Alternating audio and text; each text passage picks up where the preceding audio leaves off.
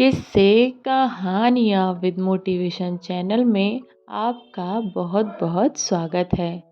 तो दोस्तों, आज की हमारी कहानी है एक गरीब अनाथ लड़की की। तो शुरू करते हैं हम आज की अपनी कहानी। मेरी उम्र लगभग 7-8 वर्ष की रही होगी कि मेरी माँ का स्वर्गवास छोटे भाई के जन्म के समय पर हो गया। गरीबी इतनी कि हम लोग माँ का इलाज सही समय पर नहीं करा सके और इसी गरीबी के चलते मेरी माँ का स्वर्गवास हो गया। माँ के मरने के 1 महीने के भीतर ही पिताजी ने दूसरी शादी कर ली। हालांकि मेरी सौतेली माँ देखने में बहुत सुंदर नहीं थी, पर पिताजी ने हम दोनों के कारण ही शादी की थी, क्योंकि अगर पिताजी हमारे लिए खाना बनाते रहते तो हम लोग भूखे ही मर जाते। और गरीब होने के कारण खाने पीने की इतनी तंगी थी कि गरीबी के कारण हम अपनी माँ के स्वर्गवास हो जाने पर भी शोक न मना सके। गरीबी की यह दशा बस क्या ही कहा जाता। खैर, अब पिताजी हमारी चिंता को छोड़कर काम पर जा सके, क्योंकि हमारी खाना बनाने खाने की चिंता खत्म हो चुकी थी। उधर हमारी सौतेली माँ हमसे ज़्यादा कोई बात नहीं करती थी, बस खाना बनाकर दे जाती। शाम को पिताजी काम से आते तो थोड़ा बहुत उनसे ही बात कर लिया करती थी।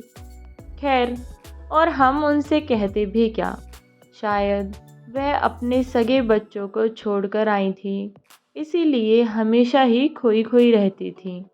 नानी ने पापा की शादी माँ के मर जाने के बाद एक विधवा औरत से करा दी थी।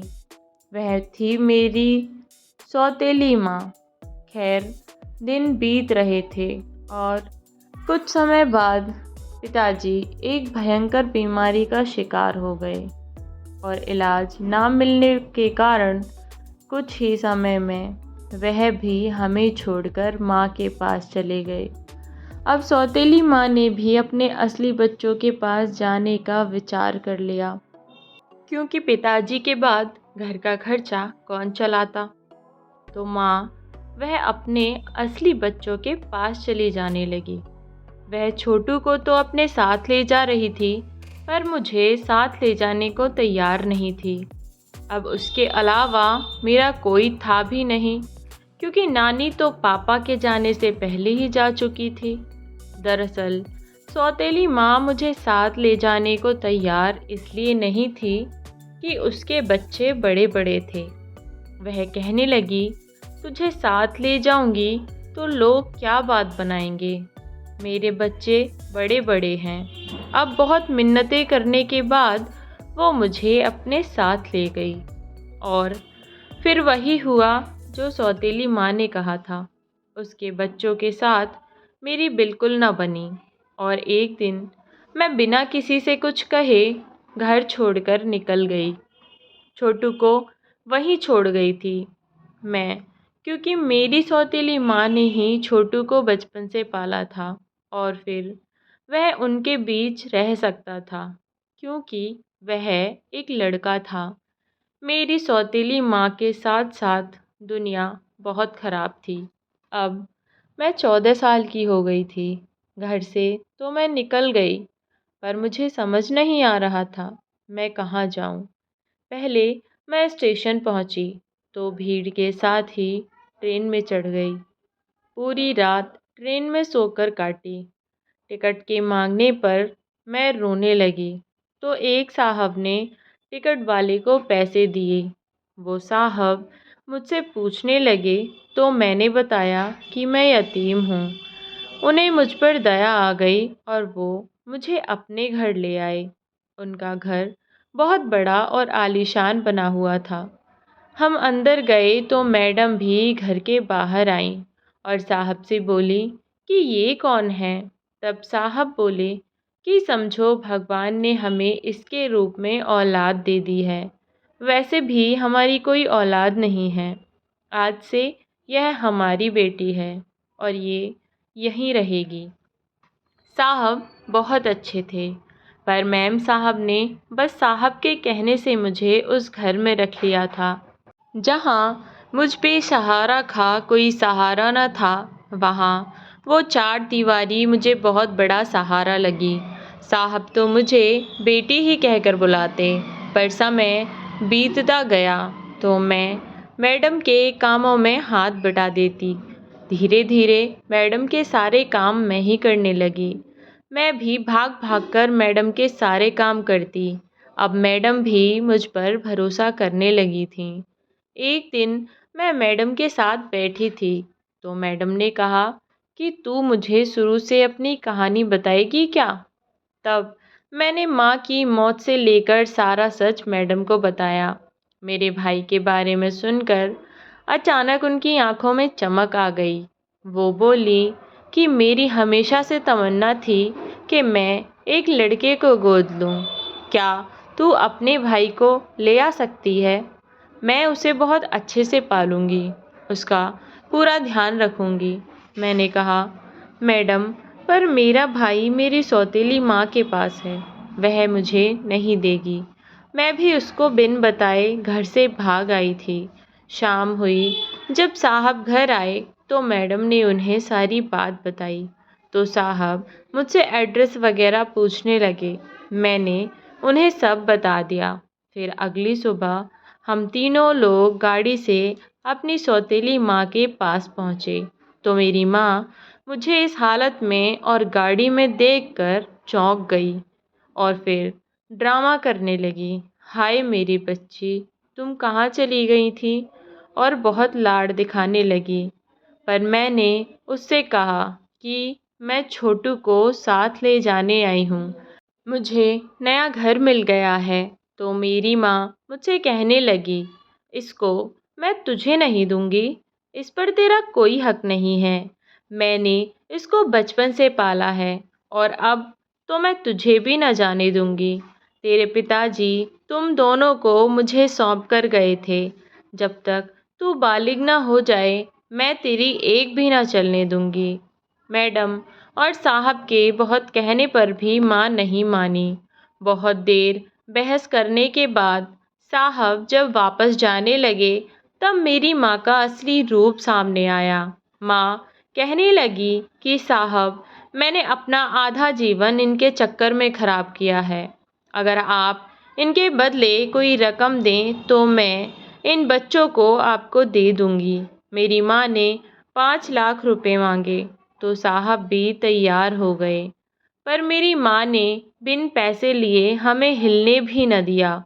थोड़ी ही देर में साहब पैसे लाए और माँ को थमा दिए और हम सब साथ साथ वापस चले गए।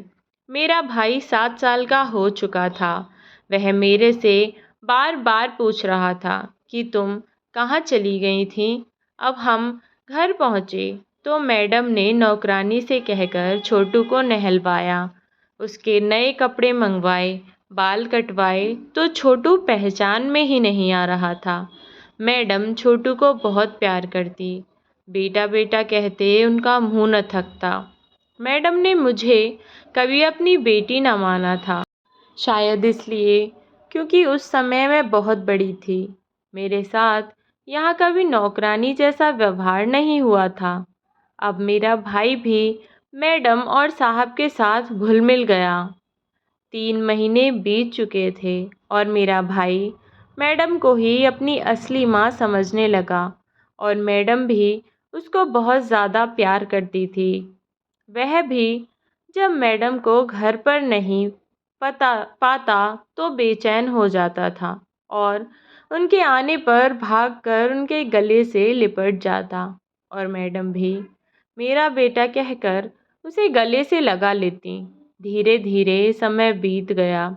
अब मैं 18 साल की हो चुकी थी और मेरा भाई भी अब बड़े स्कूल में जाने लगा था। मैडम ने एक बड़ा पार्लर खोला था।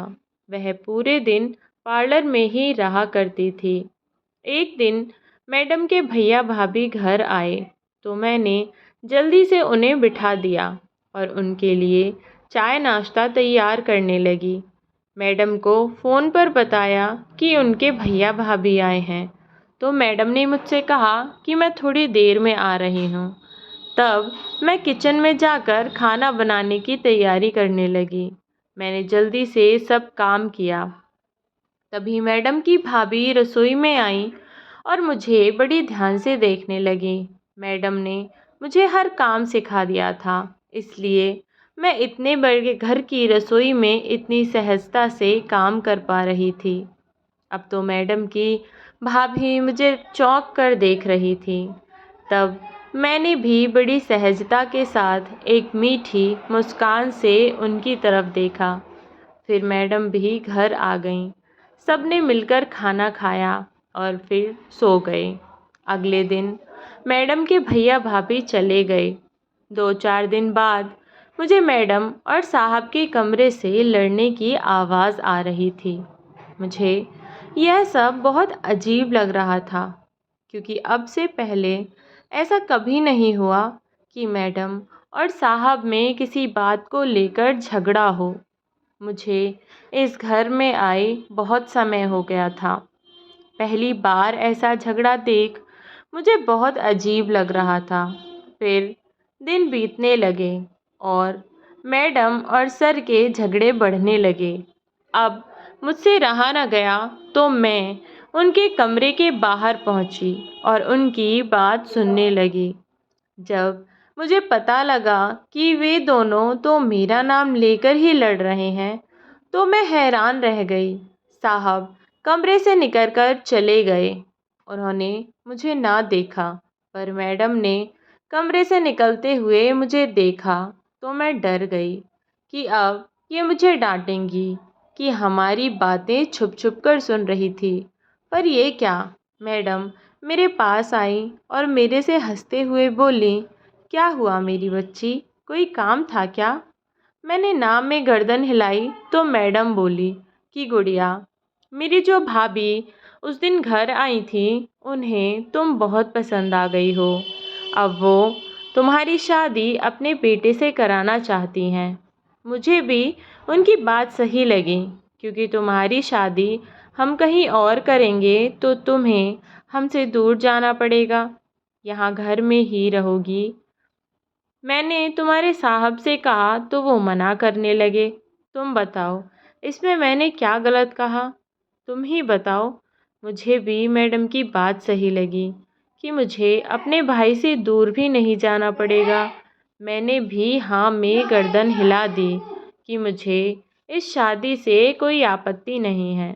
तब मैडम बोली कि यह बात जब मैं साहब के सामने बोलूँ तो बोल देना कि मुझे सब पता है। मैं शादी के लिए तैयार हूँ। अगले दिन सुबह साहब जब ऑफिस जाने लगे तो मैडम ने वही बात छेड़ दी कि गुड़िया को इस शादी से कोई ऐतराज़ नहीं है। साहब ने मुझसे पूछा तो मैंने भी हाँ कह दिया। अब मैडम ने अपनी भाभी को फ़ोन पर बता दिया कि मैं शादी के लिए तैयार हूँ। उनकी भाभी बहुत खुश हुईं। अब मैं रात में लेटी लेटी यही सोच रही थी कि मैडम कितनी अच्छी है, जिन्होंने मुझे सब कुछ दिया और मेरे बारे में कितना सोचती हैं। काश मेरे मम्मी पापा आज जिंदा होते तो कितने खुश होते। यही सब सोचकर मेरी आंखें भर आईं। अगली शाम को मैडम जब अपने पार्लर से आई तो वह अपने बैग में दुल्हन सजाने का बहुत सारा सामान लाई थी। घर आकर मैडम बोली कि गुड़िया, अब तुम्हारी शादी होने वाली है, तो लाओ मैं तुम्हें दुल्हन की तरह सजाकर देखती हूँ कि तुम कैसी लगोगी दुल्हन के रूप में। तब मैंने भी खुश होकर हाँ में गर्दन हिला दी। मुझे भी उत्सुकता थी कि मैं दुल्हन बनने के बाद कैसे लगूंगी। खैर, जब मैं दुल्हन के जोड़े में सजकर तैयार हुई तो मैडम बोली कि गुड़िया, तुम बहुत थक गई होगी, गर्मी भी बहुत है, चलो ये जूस पी लो। परंतु जूस पीने के बाद मुझे होश ही नहीं रहा कि मेरे साथ क्या हो रहा है। अब तो मैडम डेली के डेली पार्लर से बैग भरकर सामान लाती और मुझे दुल्हन की तरह सजाकर रोज़ ही मुझे जूस देती, जिसे पीने के बाद मुझे कोई होश ही न रहता कि मेरे साथ क्या हो रहा है। अब अगले दिन मैंने ये पता लगाने के लिए कि आखिर मैडम मेरे साथ करती क्या है, जूस पीने का नाटक किया और जूस को मैडम की नज़र से बचते ही फेंक दिया और अब मैं बिल्कुल बेहोश सी हो गई। जब मैडम को लगा कि मैं बेहोश हो गई हूँ, तो मैडम ने मुझे बेड के सिरहाने से लगाकर बिठाया और 2 मिनट में मेरे कमरे के अंदर किसी लड़के के साथ दाखिल हुई। उस लड़के ने दूल्हे की ड्रेस पहनी हुई थी और वह मेरे पास आकर ज़ोर-ज़ोर से ताली बजाकर हंस रहा था, जैसे कोई पागल इंसान हो। वह ज़ोर-ज़ोर से चिल्ला रहा था, मेरी दुल्हन, मेरी दुल्हन। मैडम ने उसके साथ मेरे कई सारे फ़ोटो खींचे और फिर उस लड़के के साथ वहाँ से चली गई। अगली सुबह मैं परेशान हो गई कि आखिर वो लड़का कौन था और मैडम उसके साथ रोज़ मेरे दुल्हन के भेष में फ़ोटो क्यों खींचती है।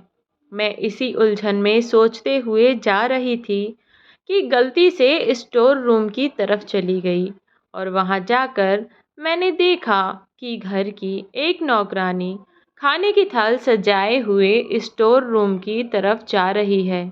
मैंने उसे रोका। उसने मुझे देखा तो वो घबरा सी गई। मैंने कहा कि स्टोर रूम में किसके लिए खाना लेकर जा रही हो तुम? तो वो बोली कि नहीं, मैं कुछ सोच रही थी, गलती से इधर आ गई, वरना खाना तो मैं आपके लिए ही लेकर आ रही थी। पर ये क्या? इतने में स्टोर रूम से ज़ोर ज़ोर से चिल्लाने की आवाज़ आने लगी। ये वही लड़का था जो रात मेरे कमरे में आया था। अब वो ज़ोर ज़ोर से चिल्ला रहा था कि मेरी दुल्हन आ गई, मेरी दुल्हन आ गई। मैं उस लड़के की बात से हैरान थी कि आखिर ये कौन है और मुझे अपनी दुल्हन क्यों बता रहा है। अब मैंने नौकरानी को पकड़ा कि स्टोर रूम से कैसे आवाज़ आ रही है, अंदर कौन बंद है। तो वह बोली, आवाज़ें? नहीं तो दीदी, मुझे तो कोई आवाज़ नहीं आ रही है। जब मैंने नौकरानी को ज़्यादा डांटा, तब वह बोली कि दीदी, मालकिन ने आपको बताने से मना किया था कि अंदर जो है उनका अच्छे से ध्यान रखा जाए और उनको किसी भी चीज़ की परेशानी ना होने पाए। अब मेरी उत्सुकता और ज़्यादा बढ़ गई कि और मैं जानना चाहती थी कि आखिर अंदर है कौन जिसकी मैडम को इतनी फ़िक्र है और फिर उन्होंने इसको कमरे में क्यों बंद कर रखा है। मैंने दरवाज़ा खोला तो स्टोर रूम में एक सुंदर सा लड़का मुझे देखते ही मेरी दुल्हन करके चिल्लाने लगा। तब तक नौकरानी मैडम को सारी बात बता चुकी थी और मैडम भी घर आ चुकी थी। जैसे ही मैं स्टोर रूम से बाहर आई, मैडम मेरे सामने खड़ी हुई थी।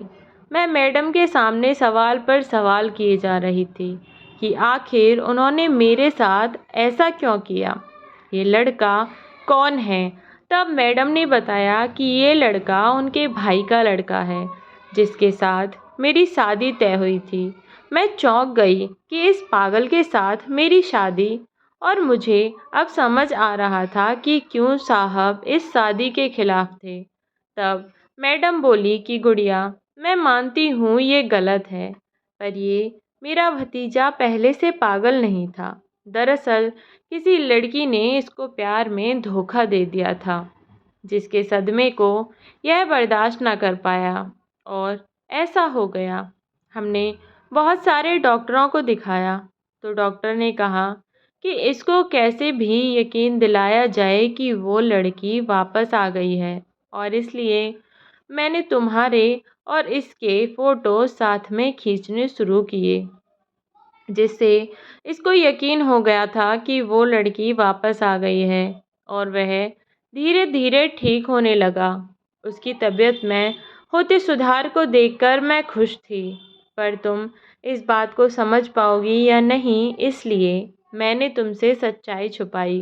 गुड़िया, अब फैसला तुम्हारे हाथ में है। मैं तुम पर कोई ज़ोर ज़बरदस्ती नहीं कर सकती। अगर तुम चाहो तो इस शादी से इनकार कर सकती हो। मैडम ने मुझसे कहा। मैं वहाँ से चली गई। मैडम को लगा कि मैं शायद ये शादी तोड़ दूंगी, पर मैंने ऐसा कुछ नहीं किया। मैंने उस लड़के से शादी की और उसकी अच्छे से देखभाल करने लगी। धीरे धीरे मेरे पति ठीक होने लगे और भगवान की कृपा से आज वो पूरी तरह स्वस्थ हैं और हम दोनों एक खुशहाल जीवन जी रहे हैं। तो दोस्तों, कैसी लगी आपको आज की कहानी? कमेंट बॉक्स में ज़रूर बताएं। तब तक के लिए बाय बाय। धन्यवाद मेरे दोस्तों। मिलते हैं एक नई कहानी के साथ।